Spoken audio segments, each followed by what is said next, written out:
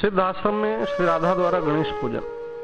सिद्धाश्रम तीर्थ धन्य, यशस्व, पूज्य और मोक्ष प्रदाता है। भगवान सनत कुमार वहीं सिद्ध हुए। स्वयं ब्रह्मा जी ने भी यहीं तपस्या करके सिद्धि पाई थी। योगेंद्र, मुनीन्द्र, कपिल आदि सिद्धेंद्र और शाक्रतु महेंद्र यहीं तप करके सिद्ध के भागी हुए। इसी कारण उसे सिद्धाश्रम कहते हैं। गणेश जी का यहाँ नित्य निवास है।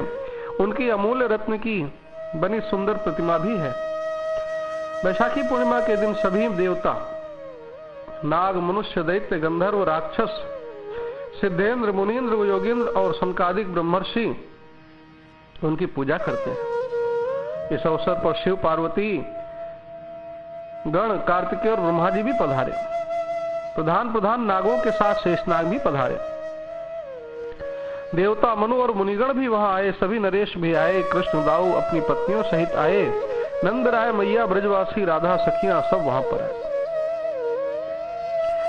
श्री राधा ने स्नान करके शुद्ध वस्त्राभूषण पहन निराहार रहकर इंद्रियों को काबू में करके मणिमंडप में गई। वहां उन्होंने श्री कृष्ण की प्राप्ति की कामना से उत्तम संकल्प विधान करके भक्ति पूर्वक गंगा जल से श्री गणेश जी को स्नान कराया। जो चारों वेदों, वसु और लोकों की माता, ज्ञानियों की पराजन्य एवं बुद्धि रूपा है, वे भगवती राधा श्वेत पुष्प लेके साम वेदोक्त प्रकार से अपने पुत्रभूत गणेश का ध्यान पूजन करने लगी। षोडश उपचार से पूजन किया। राधा ने ओम गम ग्लौ गणपते विघ्न विनाशिनी ते स्वाहा, इस षोडाक्षर मंत्र का जो श्रेष्ठ कल्पतरु के समान है 1000 जाप किया। भक्तिवश कंधा नीचा करके नेत्रों में आंसू भर के पुलकित शरीर से परम भक्ति के साथ स्तोत्र द्वारा स्तवन किया। प्रणम्य शिरसा देवं गौरी पुत्रं विनायकं भक्तावासं स्मरे नित्यं आयुः कामार्थ सिद्धये। प्रथमं वक्रतुंडं च एकदन्तं द्वितीयकं तृतीयं कृष्णपिंगाक्षं गजवक्त्रं चतुर्थकं लंबोदरं पंचमं च षष्ठं विकटमेव च सप्तमं विघ्नराजं च धूम्रवर्णं तथाष्टकं नवमं बालचंद्रं च दशमं तु विनायकं एकादशं गणपतिं द्वादशं तु गजाननम्। श्री राधे ने गणेश जी का स्तवन किया और बहुमूल्य रत्नों के बने आभूषण गणेश जी को अर्पण किए। राधा द्वारा पूजन से संतुष्ट हो गणेश जी बोले, हे जगन माता, आपकी यह पूजा लोगों को शिक्षा देने के लिए है। हे शुभे, तुम तो स्वयं ब्रह्म स्वरूपा और श्री कृष्ण के वक्ष स्थलवास करने वाली हो। तुम श्री कृष्ण के प्राणों की अधीश्वरी देवी हो। कृष्ण प्राणा हो, कृष्ण को प्राण से भी प्यारी हो। श्री कृष्ण के दक्षिणांग माधव है और वामांग से राधा आप प्रादुर्भूत हुई हो। जगत जननी लक्ष्मी तुम्हारे वामांग से प्रकट हुई है। हे परमेश्वरी, आप वेदों और लोकों की ईश्वरी मूल प्रकृति हो। इस सृष्टि में जितनी प्राकृतिक नारियां हैं, वे सभी तुम्हारी विभूति है। प्रलय काल में जब ब्रह्मा का तिरोभाव हो जाता है, वह श्रीहरि का एक निमेष कहलाता है।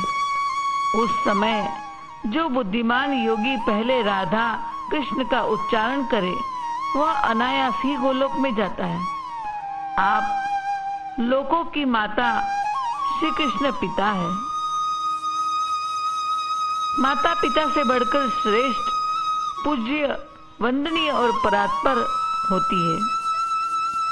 जो कृष्ण पूजा करे पर राधा की निंदा करे, वह लोक में दुख शोक का भागी होता है और उसका वंश विच्छेद हो जाता है तथा सूर्य चंद्र रहेंगे तब तक नरक में रहता है। जब जीव प्रत्येक जन्म में देवों के मंत्र का सेवन करता है तो तो उसे दुर्गा के परम दुर्लभ चरण कमल में भक्ति प्राप्त होती है और शंभु के मंत्र का आश्रय ग्रहण करे तो तुम दोनों यानी राधा कृष्ण के चरण कमल को पाता है। माता, तुमने जो कुछ मुझे अर्पण किया वह अब ब्राह्मणों को दे दो, क्योंकि ब्राह्मणों का मुख ही देवताओं का प्रधान मुख है। तब मैं भी उसका उपभोग करूंगा। तब सती राधिका ने वह सारा पदार्थ ब्राह्मणों को खिला दिया। गणेश तत्काल प्रसन्न हो गए। फिर सभी देव देवियों ने, ब्रह्मा, शिव, शिवा सबने गणेश का पूजन किया। रुक्मणी आदि रानियां राधा की महिमा देख और सुन के भारी विस्मय हो गई। आगे प्रसंग है पार्वती का श्री राधा के स्थान पर जाना। राधा ने पार्वती को अपने स्थान पर आया देख के आसन से उठ के उन्हें गले मिली, कुशल पूछा। दुर्गा मधुर वचन से बोली, मैं तुमसे क्या कुशल प्रश्न करूं, क्योंकि तुम तो स्वयं ही मंगलों की आश्रय स्थान हो। श्री दामा के श्राप से मुक्त हो जाने पर अब तुम्हारी नीरज वाला भी शांत ही हो गई होगी। जैसे मेरे मन प्राण तुम में बसते हैं, वैसे तुम्हारे मन प्राण मुझ में बसते हैं। जो मेरे भक्त हो, तुम्हारे भक्त हो मेरी निंदा करे, वो जब तक सूर्य चंद्र रहेंगे तब तक मन नरक में रहेंगे। पार्वती बोली, हे देवी राधे, दुग्ध और धवलता से के समान राधा और माधव में जीवन पर्यंत कभी विच्छेद नहीं होगा। तुम रसिका राशेश्वरी हो, श्री कृष्ण श्री रसिक शिरोमणि है, अतः तुम नायिका का रसिक नायक के साथ समागम गुणकारी होगा। आज मेरे वरदान से तुम श्री कृष्ण के साथ मिलो। सुंदरी, मेरी दुर्लभ आज्ञा मानकर तुम अपना उत्तम श्रृंगार करो। पार्वती की आज्ञा से प्यारी सखियां राधा का श्रृंगार करने में जुट गई। उन्होंने ईश्वरी राधा को रत्न में सिंहासन पर बैठाया। रत्नमाला ने रत्नों की माला पहना दी और दाहिने हाथ में मनोहर क्रीड़ा कमल दिया। पद्ममुखी ने दोनों चरणों में महावर लगा दिया। सुंदरी ने गोपी चंदन युक्त सिंदूर की परम रुचिर बिंदी से ललाट को सुशोभित किया। मालती ने मालती की माला से चोटी गूंथ दी, जो मुनियों के मन को भी मोहले ऐसी थी। कपोल पर कस्तूरी और कुमकुम मिश्रित चंदन से सुंदर चित्रावली बनाई। मालावती ने चंपा के पुष्प की नवमल्लिका माला दी। ललिता ने शरतकालीन कमल दल के समान विशाल नेत्रों में काजल लगा दिया। विशाखा ने साड़ी पहनने को दी। महेंद्र द्वारा दिए पारिजात पुष्प हाथ में दिए। सुशीला ने पति के पास जाकर कैसे सुशील मधुर वचन कहने चाहिए यह सिखाया। कमल ने कमल और चंपा ने चंदन चर्चित पत्र पर कोमल सैया बनाई। चंपावती ने चंपा के सुंदर पुष्पों को चंदन से अनुलिप्त कर श्री कृष्ण के लिए दोने में सजा के रखे। कदम पुष्प की माला बनाई। कृष्ण प्रिया ने श्री कृष्ण कपूर आदि से सुवासित श्रेष्ठ एवं रुचिर पान तथा सुगंधित जल उपस्थित किया। देवता तथा मुनियों ने देखा कि जल स्थल रहित सारा आश्रम गोरोचन के समान उद्भासित हो रहा है। उस समय 3 लोक में वास करने वाले सभी लोगों ने राधिका के दर्शन किए। फिर ब्रह्मा, महादेव व अनंत भगवान ने राधा जी की स्तुति की। फिर वहां जो भी देव देवी मुनि मनु सबने राधा का स्तवन किया। यह देख रुक्मणी आदि महिलाओं का मुख लज्जा से झुक गया। निराहार कृशोदरी सत्यभामा तो मृतक तुल्य हो गई।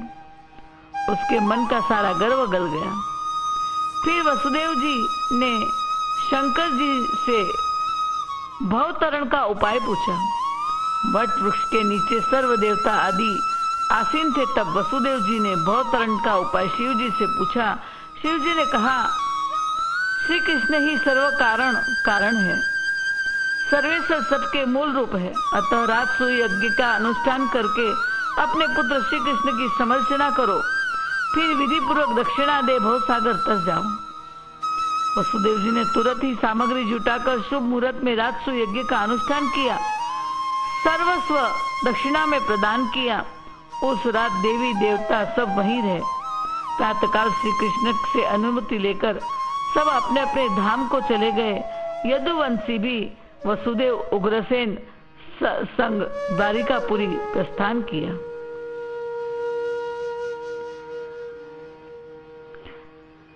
वैकुंठवासी महानारायण कृष्ण रूप सब रानी संग द्वारिका जाना और क्षीरसाई विष्णु जो श्री कृष्ण का विलास विग्रह है, वे सिद्धाश्रम में ब्रजवासी के पास रहे। ये प्रसंग आ रहा है।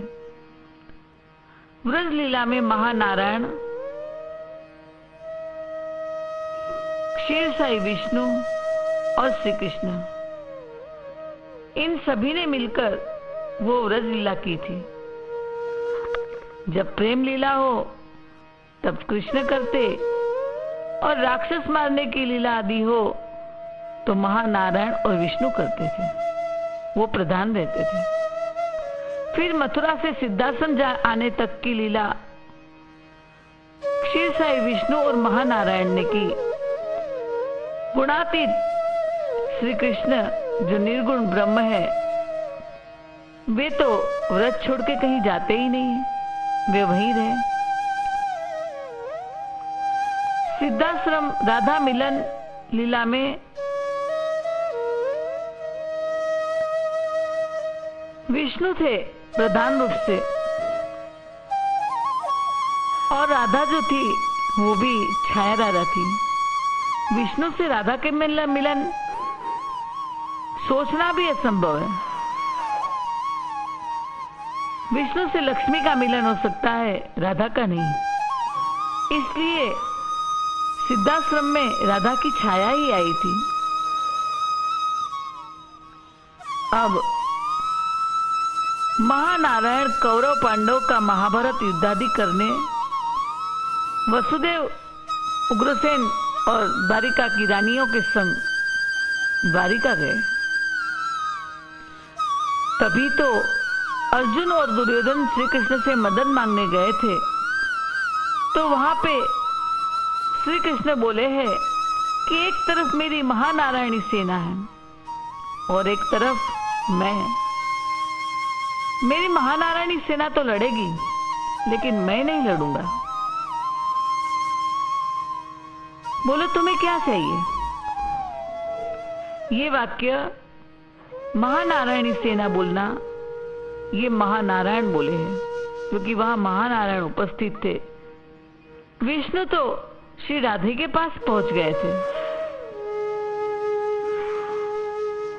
तब दुर्योधन ने नारायणी सेना ली। ये वाक्य प्रयोग इसीलिए हुआ है